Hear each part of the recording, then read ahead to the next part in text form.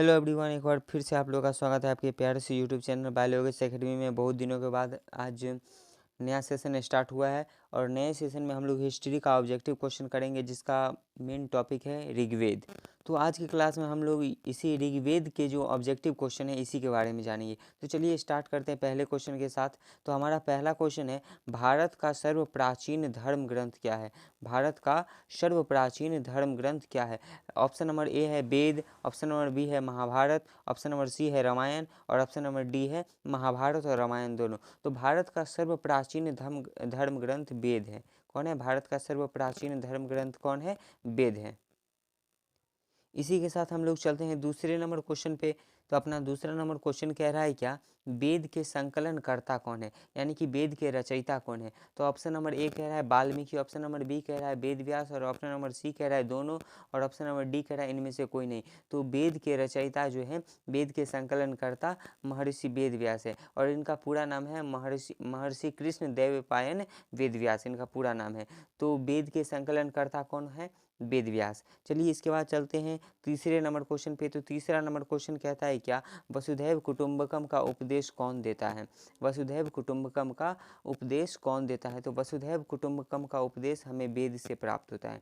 वेद कहता है क्या कि इस पृथ्वी पे, इस वसुधा पे, इस धरती पे जितने भी लोग हैं ये सब भाई भाई है, ये सब एक दूसरे के कुटुंब है। ठीक है, चलिए इसी के साथ चलते हैं हम लोग चौथे नंबर क्वेश्चन पे। तो इसके बाद अपना चौथा नंबर क्वेश्चन कह रहा है क्या, वेदों की संख्या कितनी होती है? अभी तक हम लोग वेद के बारे में जान रहे थे। इसके बाद अब हम लोग को चलना है कि वेद के होते कितने प्रकार है, ये वेद की संख्या कितनी होती है। फिर इसके बाद जितनी भी संख्या होती है सभी के बारे में एक एक करके जानेंगे। तो वेदों की संख्या कितनी होती है? वेदों की संख्या होती है 4।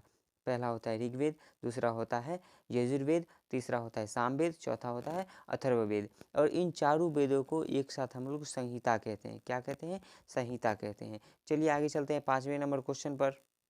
तो अपना 5वां नंबर क्वेश्चन कहता है क्या, ऋचाओं के क्रमबद्ध ज्ञान के संग्रह को क्या कहते हैं? अब आप लोग कहोगे ये ऋचा का मतलब क्या होता है? तो ऋचा का मतलब होता है मंत्र, यानी कि मंत्र के क्रमबद्ध ज्ञान के संग्रह को क्या कहते हैं? ऋग्वेद कहते हैं। क्या कहते हैं?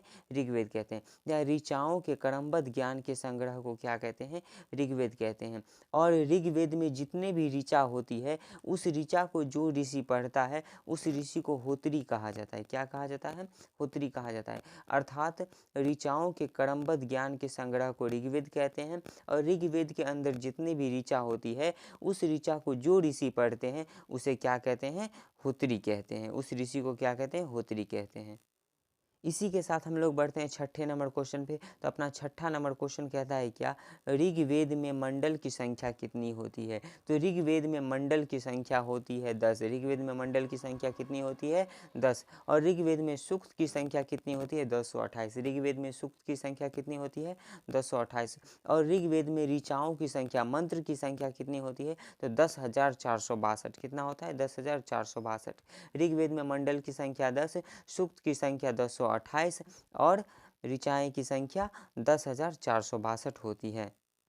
इसी के साथ अपना 7वां नंबर क्वेश्चन कहता है क्या, ऋग्वेद के कौन से मंडल में सोम देवता का उल्लेख है? सोम देवता जो होते हैं ना, इनके बारे में उल्लेख ऋग्वेद के कौन से मंडल में है? 10 मंडल था, 10 मंडल के कौन से मंडल में जो है सोम देवता का उल्लेख है? तो सोम देवता का उल्लेख 9वें मंडल में है। कौन से मंडल में है? 9वें मंडल, मतलब ऑप्शन नंबर बी।